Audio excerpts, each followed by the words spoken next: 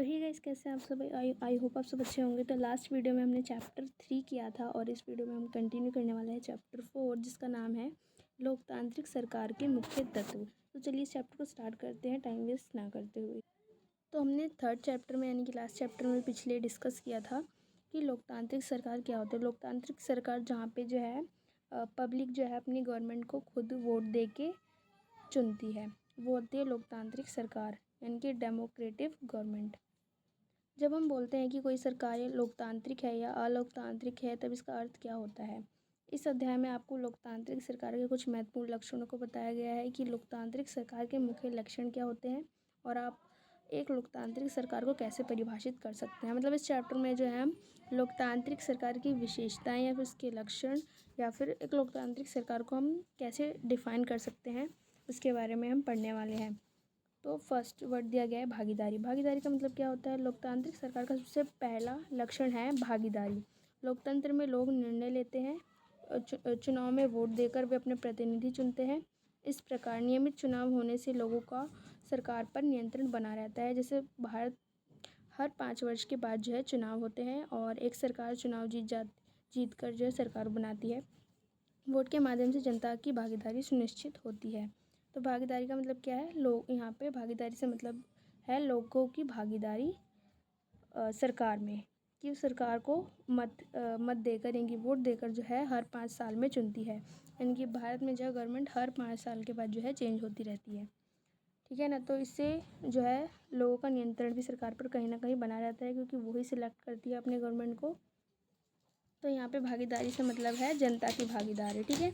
Next topic देखते हैं, भागीदारी के अन्य तरीके। लोग सरकार के कार्य में रुचि लेकर और उसकी आलोचना करके भी अपनी भागीदारी निभाते हैं। कई तरीके हैं जिसके माध्यम से लोग अपनी राय व्यक्त कर सकते हैं, जैसे कि धरना, जुलूस, हड़ताल, हस्तक्षेप अभियान आदि। भागीदारी की गवर्नमेंट में भागीदारी की गवर्नमेंट अच्छे से काम कर रही है कि नहीं, इसमें लोगों की भी भागीदारी कहीं ना कहीं होती है। लोग अगर गवर्नमेंट जो है अच्छा काम नहीं करती है तो लोग इसका जो है विरोध करते हैं।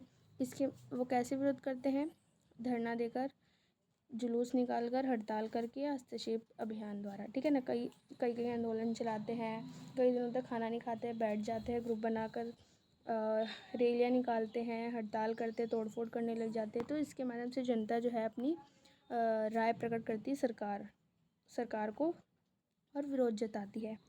आंदोलन के जरिए भी लोग अपनी बात सरकार तक पहुंचा सकते हैं और इन मुद्दों को सरकार के सम्मुख ला सकते हैं, जिस पर सरकार ध्यान नहीं दे रही है। भारत में अनेकों बार आंदोलन के जरिए सरकार के सम्मुख मुद्दों को उठाए गए, जैसे कि चिपको आंदोलन और नर्मदा बचाओ आंदोलन।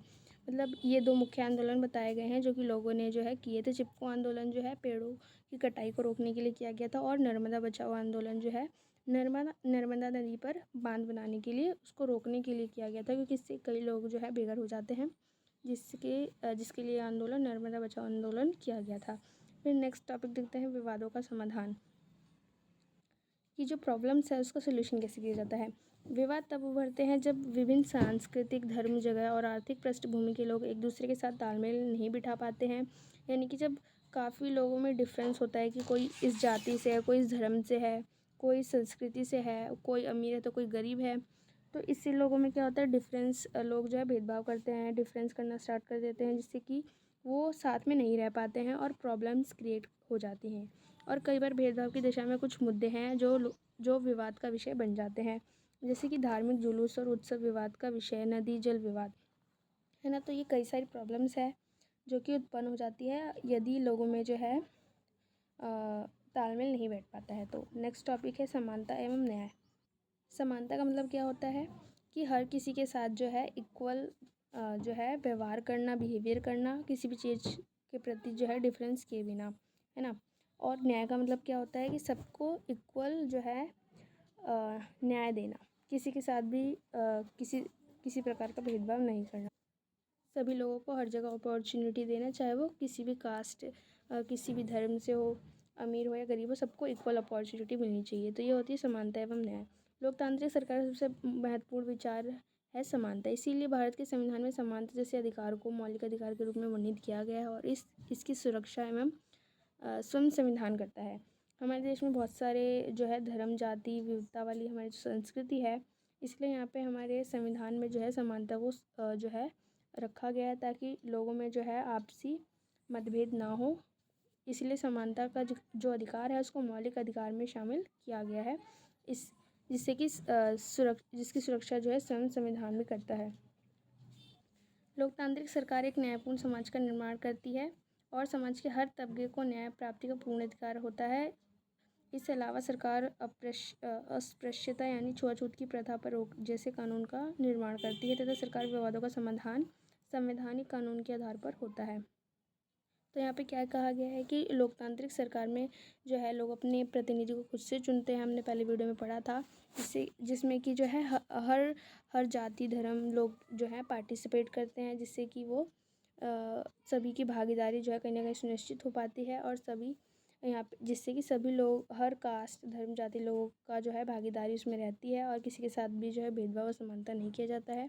इसके अलावा सरकार जो है छुआछूत की प्रथा पर रोक लगाती है, ऐसे कानून बनाती है जिससे कि जो है सबको समानता मिल पाए, सबको इक्वल अपॉर्चुनिटी मिल पाए। इसलिए सरकार जो है छुआछूत जैसी प्रथा ऐसे जो लोगों की पुरानी सोच है उसको ख़त्म करने के लिए कानून बनाती है और लोगों की समस्याओं का समाधान भी करती है और संवैधानिक कैसे उनकी समस्याओं का समाधान करती है, जो कि संविधान में कानून है उसके आधार पर जो है सबकी समस्याओं का समाधान करती है ताकि लोगों को ये ना लगे कि इनके साथ किसी प्रकार का भेदभाव किया गया है। तो इतना ही चैप्टर था। आई होप आपको ये वीडियो अच्छी लगी होगी। अगर आपको ये वीडियो समझ आई है तो वीडियो को लाइक कीजिए और अपने दोस्त के साथ भी शेयर कीजिए और मैं कोशिश करूँगी नेक्स्ट वीडियो जल्दी ही आए।